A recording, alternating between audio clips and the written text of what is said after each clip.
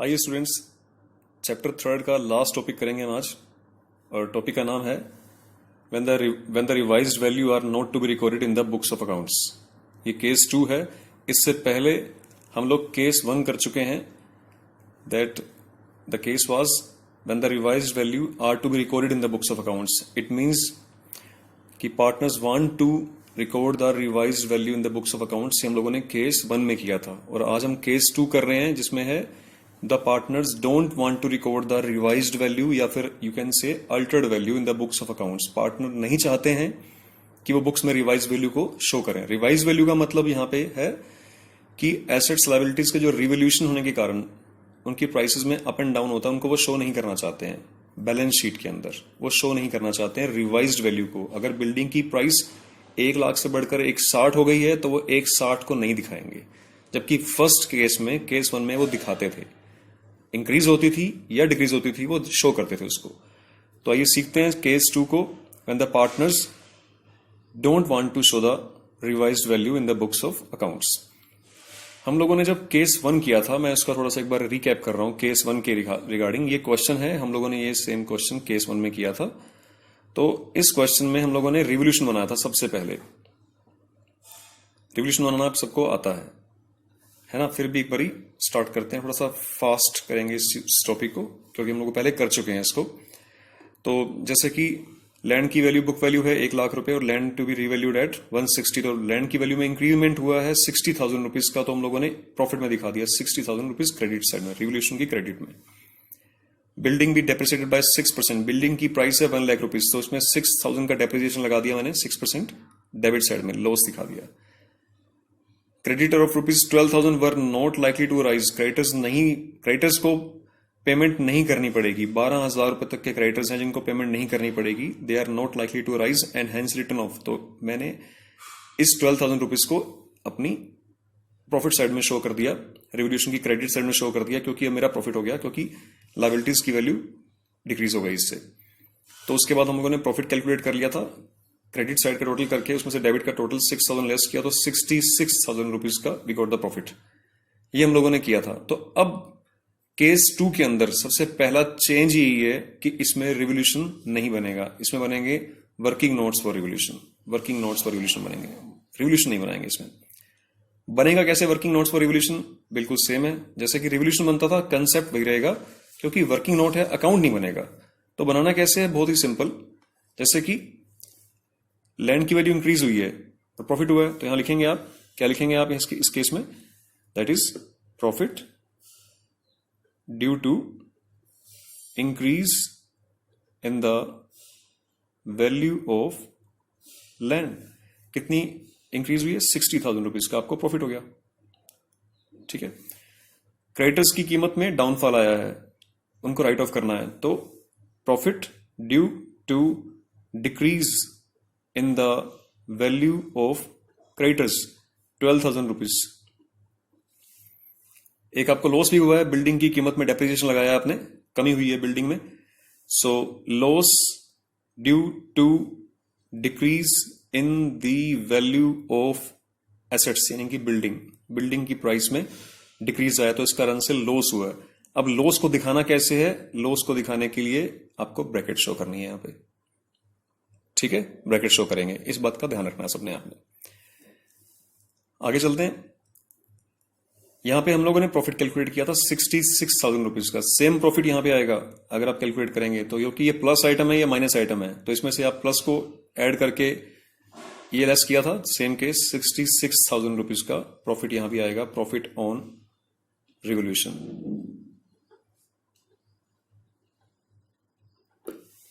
ठीक है, यहां तक केस सेम हो गया।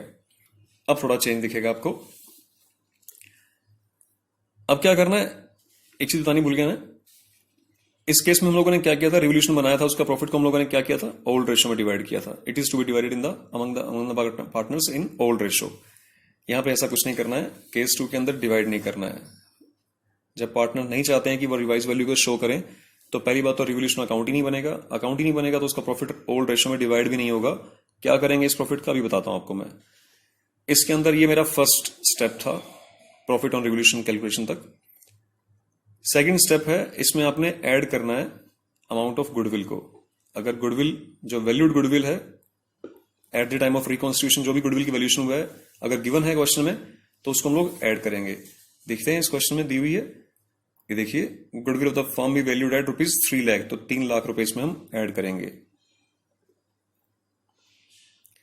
3 लाख ऐड करते ही हमारी वैल्यू हो जाएगी 3,66,000 रुपीज। ध्यान रखिएगा, कई बार ऐसा भी हो सकता है कि यहाँ पे आपको प्रॉफिट की जगह लॉस मिल जाए। लॉस मिलेगा तो आप उसको ब्रैकेट में रखिए, वो नेगेटिव आइटम हो जाएगा, फिर 66,000 नेगेटिव हो जाएगा और 3 लाख प्लस हो जाएगा, तो आंसर 366 की जगह 234 आ जाएगा, 2,34,000 आ जाएगा, है ना, वो सब्सट्रैक्ट हो जाएगा वहां पे। तो फिलहाल गुडविल ऐड कर लिया।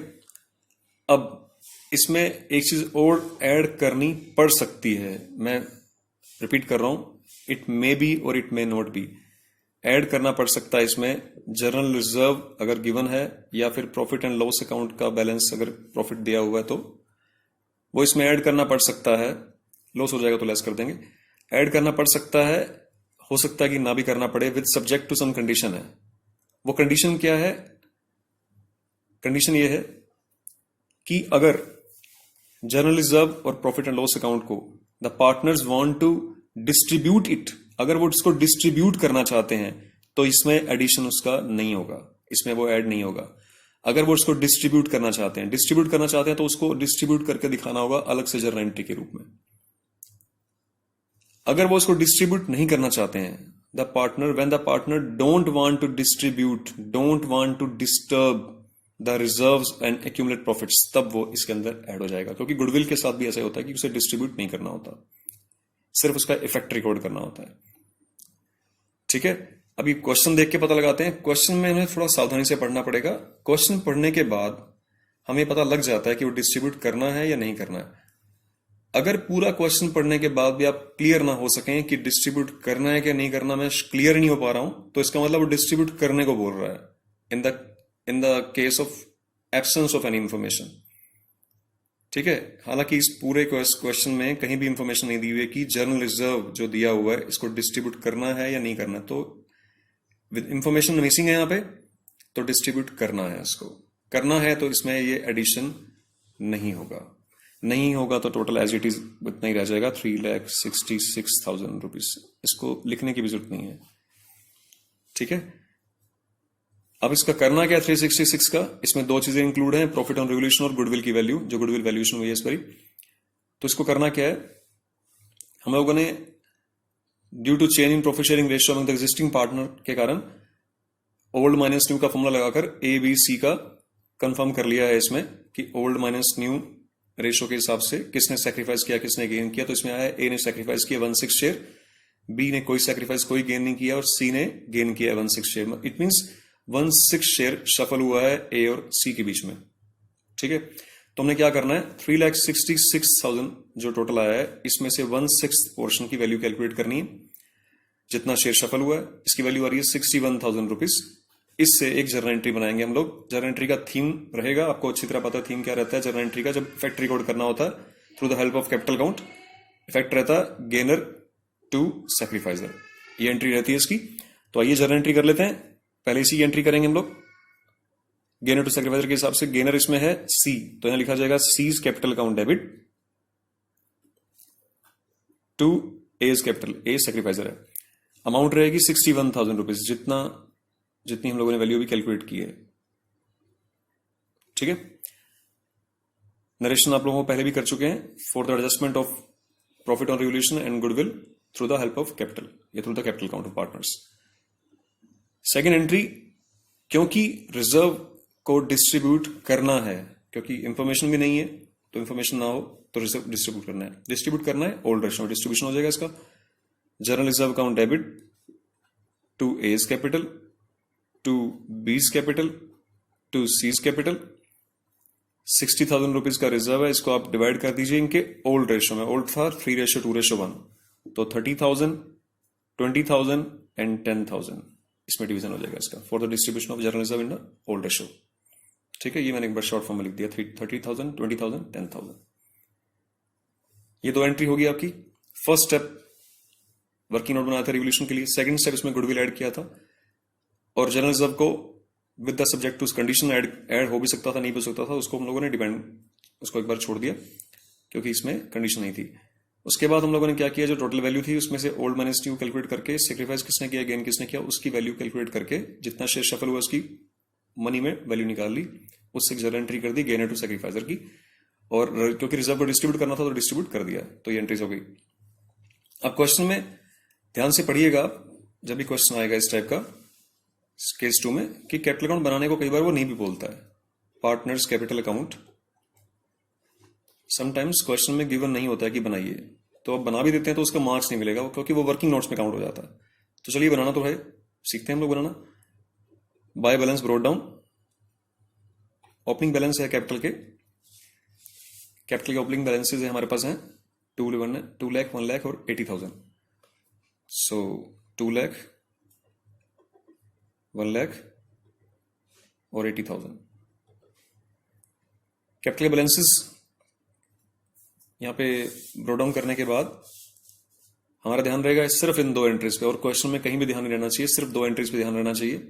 पहली एंट्री, सी को डेबिट करना है 61,000 रुपीज से, आपने 61,000 से डेबिट करना है, ये डेबिट साइड है, ये क्रेडिट साइड है। सी को डेबिट करेगा ए, उसका पड़ोसी डेबिट करेगा इसको, यहां लिखा जाएगा टू एज कैपिटल अकाउंट, यहां डैश डैश कर दिया डेबिट मैंने। ए को अपने क्रेडिट करना है 61,000 रुपीज से, यहां लिखा जाएगा ए के कॉलम में 61,000 रुपीज, ए का जो पड़ोसी है वो सी है, सी इसको क्रेडिट करेगा, seize capital account dash dash, ठीक है। सेकंड एंट्री है जनरल रिजर्व डिस्ट्रीब्यूट करने की, तो ए बी सी तीनों क्रेडिट हुए हैं इसमें, तो क्रेडिट साइड में इसकी पोस्टिंग होगी बाय जनरल रिजर्व के कारण 30,000 20,000 एंड 10,000। इसके बाद कुछ नहीं करना, टोटल करिए आप इसका ताकि इसका बैलेंस पता लग जाए हमें। ये मैंने पहले ही बताया था कि टोटल है वो एक रो में रहना चाहिए तो बढ़िया रहता है। टोटल कर लेते हैं इसका, यहाँ पे आएगा 2,91,000 रुपीज टोटल है, यहाँ पे है 1,20,000 और यहाँ पे टोटल आ रहा है 90,000, ठीक है। अभी इसका बैलेंस निकालते हैं, टू बैलेंस सीडी, बैलेंस आ रहे हैं यहाँ पे कुछ नहीं है तो यहाँ पे 2,91,000, 120 है तो 120, क्योंकि डेबिट में कुछ भी नहीं है तो कुछ भी सब्सट्रैक्ट नहीं हुआ, 90 में से 61 गए, यहाँ पे 29,000 बैलेंस आ जाएगा। जो टोटल आएंगे यहाँ पे ये सेम टोटल यहाँ पे आ जाएंगे 291, 120 एंड 90। इसके बाद हम बनाएंगे बैलेंस शीट।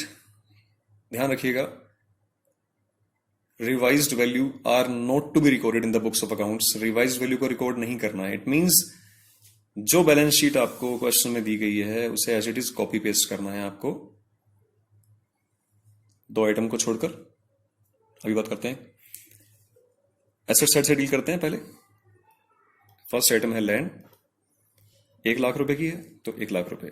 ध्यान रखिएगा, हालांकि लैंड की प्राइसेस में इंक्रीज हुआ था, अपने को नहीं दिखाना है यहाँ पे। अगला है बिल्डिंग, 1 लाख की है तो 1 लाख, हालांकि इसमें डेप्रिसिएशन लगा था बट हमें शो नहीं करना है क्योंकि रिवाइज वैल्यू को शो करने को मना किया हुआ है। प्लांट 2 लाख रुपए, स्टॉक 80,000 रुपए, मैं एसेट साइड को कवर कर रहा हूं पहले, डेटर्स 60,000, बैंक बैलेंस है 40,000, टोटल आ रहा है 580।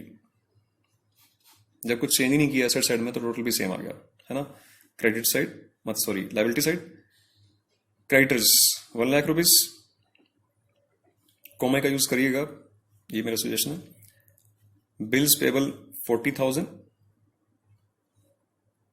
जनरल रिजर्व की बारी आ गई। जनरल रिजर्व 60,000 रुपीज था लेकिन हम लोगों ने उसको डिस्ट्रीब्यूट कर दिया था, डिस्ट्रीब्यूशन कर दिया था रिजर्व का, तो ये फिनिश हो चुका है। सॉरी, इसको नहीं लिख पाएंगे हम लोग यहाँ पे। जनरल रिजर्व डिस्ट्रीब्यूट हो गया, डिस्ट्रीब्यूट होने के बाद वो कैपिटल अकाउंट के अंदर एंटर हो चुका है। उसके बाद capital accounts of partners, A B और सी तीनों की कैपिटल बैलेंसेस आपके सामने है। 291, 1,20,000 और ये थोड़ी सी मिस्टेक हुई है, 29,000 लिखना है यहाँ पे, 29,000। टोटल कर लेते हैं इसका, टोटल आ जाएगा इसका 0,0,0,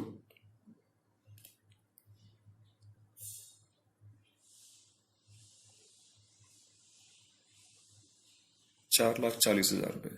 टोटल ग्रैंड टोटल कर लेते हैं इसका, ये आ जाएगा 5,80,000 रुपये। आप देख सकते हैं जो ओपनिंग बैलेंस शीट थी उसका टोटल 580 था, क्लोजिंग का भी टोटल 580 आया, रिवाइज बैलेंस शीट का टोटल भी 580 आया है। क्या कारण रहा है इसके पीछे कि दोनों का टोटल 580 आया है? रिवाइज वैल्यू को शो ही नहीं किया तो as it is copy paste किया, लेकिन फिर भी क्या कारण रहा है कि टोटल में चेंज नहीं हुआ है? हालांकि दो एंट्रीज भी की हैं, उन एंट्रीज से हम लोगों ने किसी की कैपिटल कम की है, किसी की कैपिटल बढ़ाई है, जनरल रिजर्व भी डिस्ट्रीब्यूट किया है, तो फिर क्या कारण रहा कि कैपिटल भी टोटल सेम रहा? हालांकि कैपिटल में फर्क दिखाई दे रहा है, ओपनिंग कैपिटल कुछ और थी 2, 1 एंड 80, यहाँ पे कुछ चेंज आया है। यही कारण है, क्योंकि कैपिटल में चेंज आया है तो जो भी इंक्रीज और डिक्रीज हुआ था वो यहां पे शो हो रहा है। फॉर एग्जाम्पल, मान लीजिए एक जर्नल एंट्री हुई थी, सी को डेबिट किया था और ए को क्रेडिट किया था, मतलब सी ने ए को अमाउंट ट्रांसफर की थी कैपिटल अकाउंट के थ्रू, तो अमाउंट तो सी और ए के बीच में शफल हुई है ना, टोटल तो वही रहा ना, अमाउंट सी और ए के बीच में शफल हुई है। अंडरस्टैंड? इसी तरह अब आप कहोगे कि जनरल रिजर्व गायब हो गया बीच में से क्योंकि डिस्ट्रीब्यूट कर दिया, फिर भी टोटल सेम आ रहा है। वो गया कहां? वो गया तो कहीं भी नहीं है, जनरल रिजर्व यहां से रिमूव हुआ है, लेकिन वो अल्टीमेटली ट्रांसफर तो कैपिटल के अंदर हो गया ना,